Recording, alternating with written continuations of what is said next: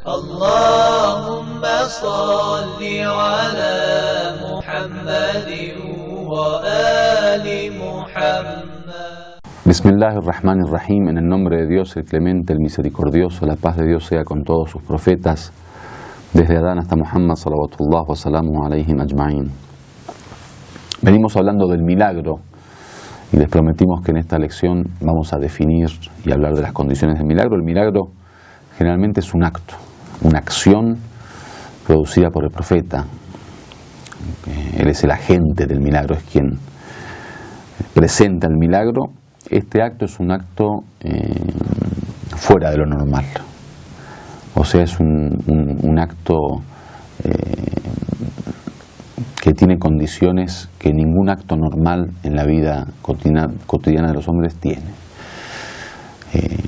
Es algo que realmente para la gente es imposible de hacer y se considera algo fuera de lo común, algo extraordinario.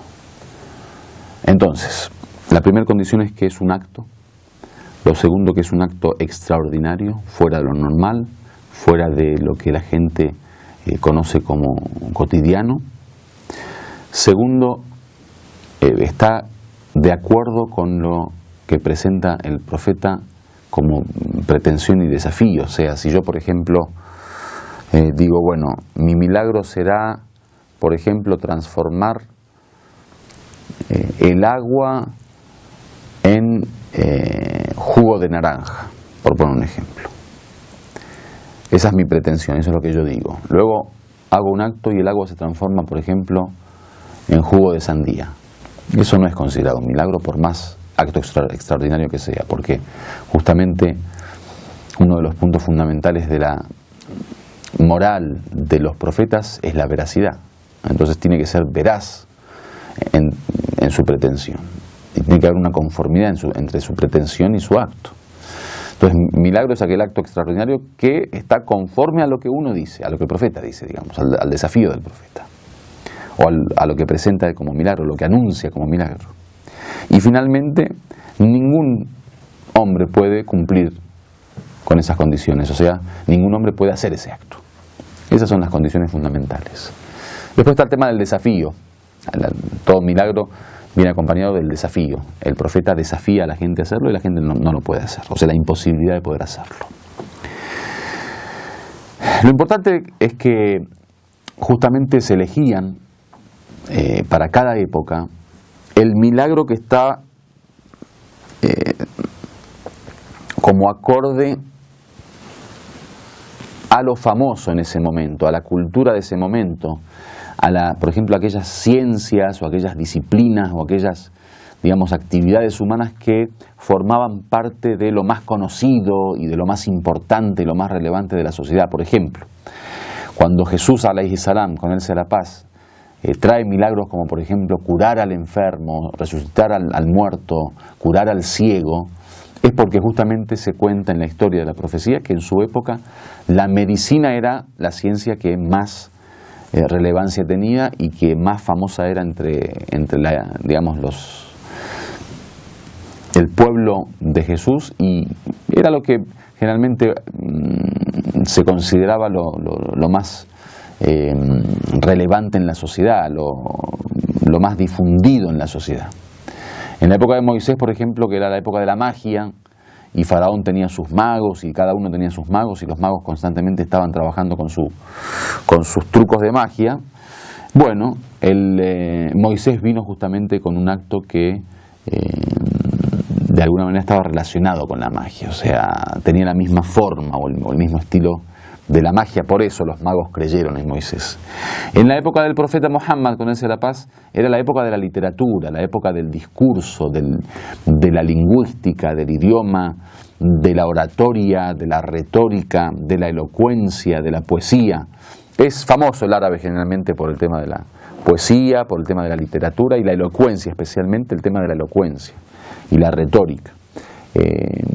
Ese estilo, digamos, tan sutil de la palabra que tenía el árabe, ese estilo tan mágico que tenían las palabras de los árabes, famosa la cava, por ejemplo, con estos escritos que colgaban en la cava en la Arabia preislámica, famoso por ejemplo una especie de kermés poética literaria, una especie de bazar poético donde la gente constantemente, digamos, se reunía, y hasta hoy en día, si ustedes recorren por ejemplo algunos países como Marruecos, en algunas plazas durante las noches se reúnen personas a hacer discursos con poesías, con cuentos, con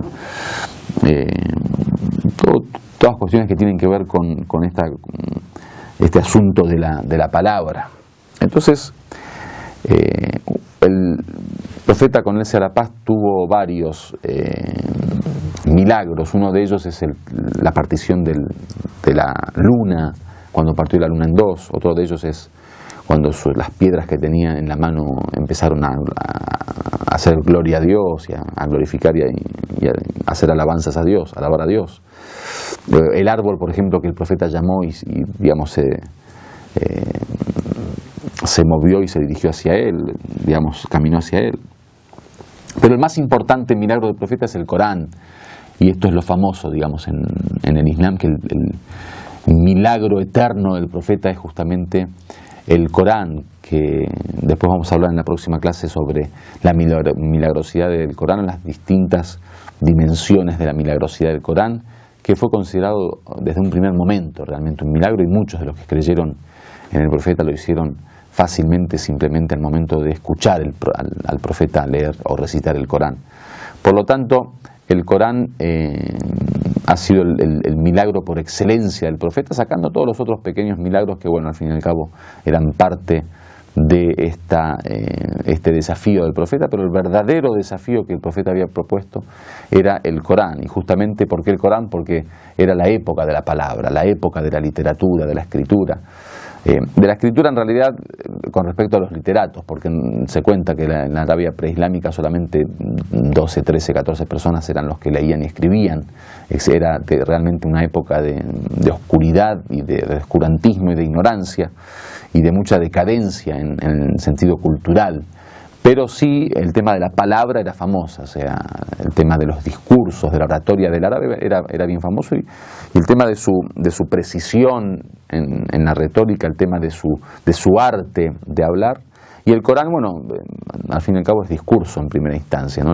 El Corán desciende como palabra hablada y luego se transforma en libro. Por lo tanto, al fin y al cabo, cuando hablamos del Corán estamos hablando también de oratoria, estamos hablando de discurso, estamos hablando de retórica y de elocuencia. Entonces el profeta promueve al Corán como su milagro por excelencia, y va a ser justamente el milagro eterno, porque lo interesante de este milagro es que permanece hasta el fin de los tiempos, y hoy en día todavía uno digamos, tiene la capacidad de poder ser testigo y comprobar la milagrosidad del Corán, por lo menos aquellos que tienen acceso al idioma árabe y a la literatura y que conocen del texto y que pueden analizar, más allá del tema del contenido, como bien vamos a hablar en la próxima clase acerca de la milagrosidad, que no solo la forma literaria o artística que tiene el Corán es parte de su milagrosidad, sino que también su contenido, que eso es lo que vamos a hablar, inshallah, en la próxima clase. Walhamdulillahi Rabbil Alamin.